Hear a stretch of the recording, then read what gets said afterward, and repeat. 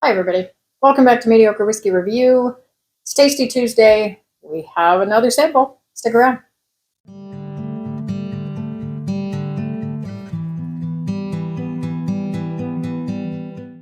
All right, guys. We're in the third part of our sample saga. That's what we're going to call it. So, as you might remember, the first sample was the Hancock's President's Reserve. The second one was Elmer T. Lee.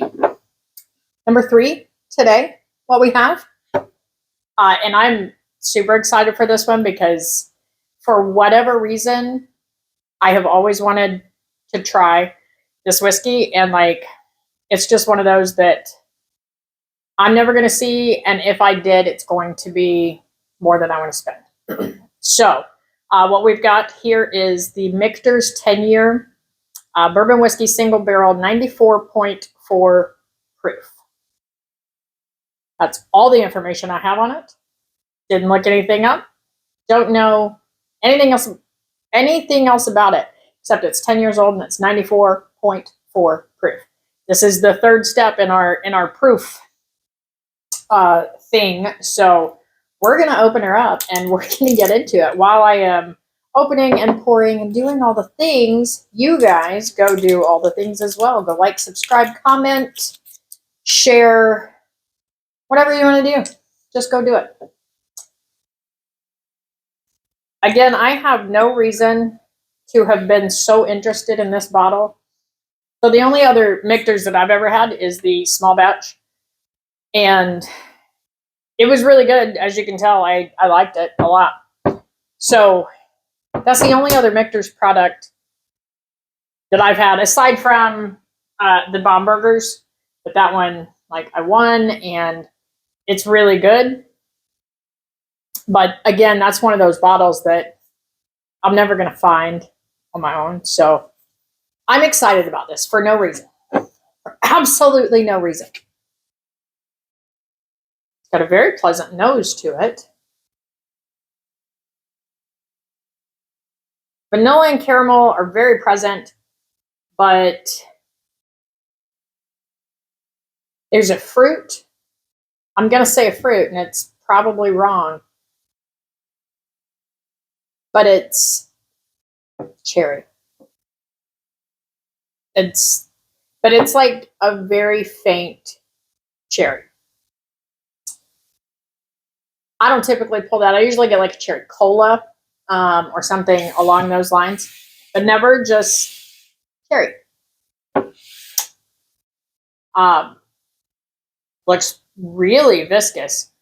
Some really nice legs running down that glass, and the color on it, it's beautiful too. And for 10 years old, I guess I would expect a darker color. I wish I'd have looked up the mash bill, and maybe I'll look it up and I'll put it somewhere. I don't know. But I'm just excited. Okay. There's something else in that nose I'm not pulling out. That's fine. We're going to go in for a sip. We're just going to taste it and see what we get. Cheers. Okay. First sip of the day. There's some black pepper in there. The very first, when it absolutely just barely touched my tongue, straight vanilla. And then came the spice, the black pepper. So we're going to go sip 2. So I got just a little hint of honey in there, the black pepper.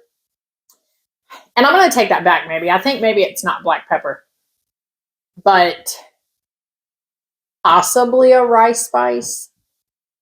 I don't know. Don't quote me on that. We're only at sip 2. And I'm going to have to go get my water because once again, I'm a failure and it's in the kitchen. Okay. Palate's cleansed.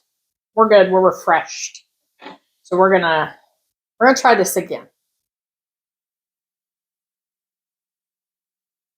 There's a bit of, I can get a bit of oak on the nose, but it's not very strong.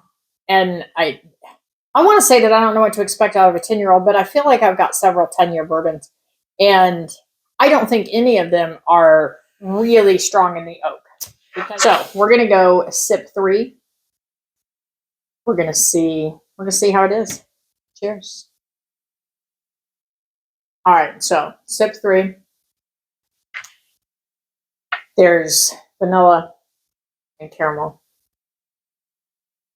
And then there was a vanilla bean that like had a leather headband on. It wasn't a whole jacket. Had a leather headband on, and it was like sliding down a stave. It wasn't a lot of oak. It wasn't a lot of wood. But it was like just a brushing of oak on the vanilla bean wearing a leather hat. That's the extent of my creativity today. So it is very pleasant. And I know that there's more that I'm missing inside this glass. And I'm sure once I stop this video and I take a sip, I'm going to be like, oh, that's what I'm missing. That's okay. Because any of you that have had it, you already know. And if you haven't had it, I would highly recommend finding some at a decent price. I'm a huge proponent for not overpaying for whiskey. For me. Now, if I had unlimited funds, would I pay more? Possibly. But I still think I would be pretty frugal about things because, well, I've been frugal my whole life. So, all right, we're going to go sip 4. Man, I just can't pick out what is on that nose that I'm missing. All right. It is so warm and inviting. Vanilla. That one did have a little more of the spice in it. And I think I may have to go back to the black pepper. Maybe it's a white pepper. I don't know. But there's some kind of pepper that is not jalapeno pepper. But that is very good. It's got a decent finish. I won't say that it's super long. But it's got a great mouthfeel. It has wonderful flavors, and it has a very good finish. That's a win for me. I like the Michter's 10-year. I'm not sure it drinks at a 94 proof, 94.4, but it doesn't drink much higher than that, but maybe a little. You know, I think, could I tell the difference between a 94 and a 96 proof? I don't know. Probably not. But I do think it drinks just a little bit more than the 94. But if it were any less, if it were 90 proof, I don't think there would be a lot to it. I don't think there would be a lot of the different flavors coming out. Now, if it were a 96, 98 proof, I think there would be a lot more flavors coming out. It would pack a much bigger punch. But for what it is right here, and I don't know MSRP, I will look it up. But if MSRP is a reasonable price, and that's a buy all day long.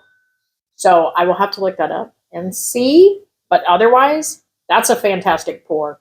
And I will continue to look for one. Not that I'll see one, but I'm going to keep looking anyway. So, Dave, thank you again, sir. And I can't wait to continue this sample saga. And that's all I have today. So you guys go be nice to each other, do something nice for somebody, and I will see you guys next time. Cheers.